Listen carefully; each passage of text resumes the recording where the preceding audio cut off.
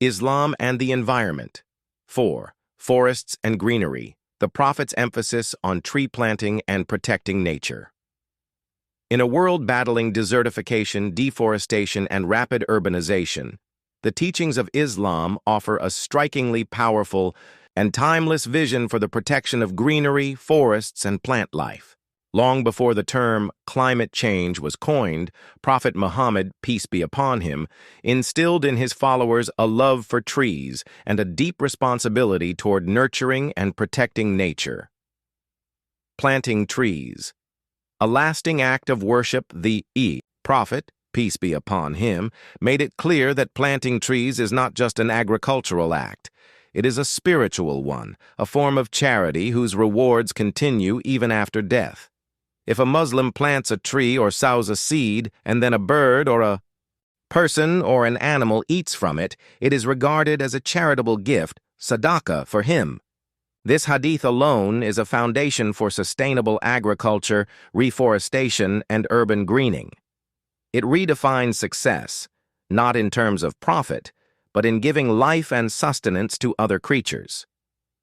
Even more powerful is the Prophet's message of hope and action in the face of despair. If the hour, the day of judgment, is about to be established, and one of you has a seedling in his hand, let him plant it.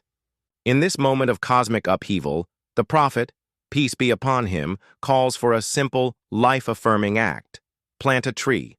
This is not only symbolic, it is a practical call to preserve life, no matter the circumstances. Greening the earth. A. Form of worship.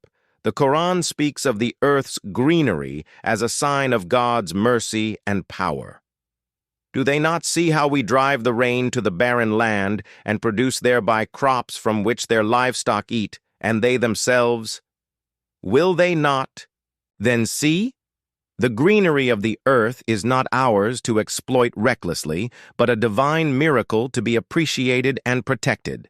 Islam urges believers to reflect on the interconnectedness of all life, how the plant kingdom sustains humans, animals, and ecosystems. The Prophet, peace be upon him, lived this vision.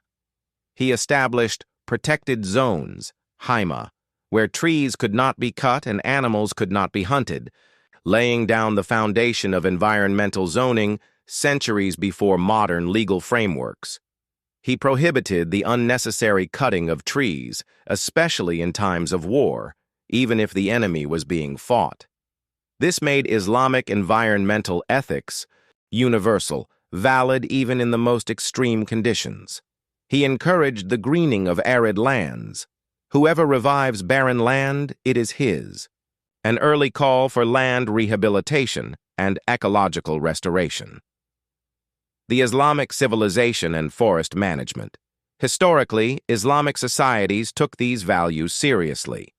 In Andalusia, massive orchards and botanical gardens were developed, with advanced irrigation systems. The Ottomans maintained forests as public trusts, waqf, and appointed forest guards to protect against illegal logging. Islamic jurisprudence, fiqh, addressed issues like property rights, forest preservation, and community stewardship, giving religious legitimacy to environmental protection. From faith to action today, our forests are vanishing at alarming rates. Millions of hectares are lost annually, disrupting ecosystems, accelerating climate change, and displacing wildlife and communities. Yet Islam's environmental teachings remind us that the smallest act, planting a tree, preserving a park, refraining from wastefulness, can echo through eternity. As caretakers of the earth, khilafah, it is our God-given duty to protect, preserve, and plant. This is not idealism, it is faith in action. Let us revive the prophetic spirit not just in words, but in deeds. One tree at a time,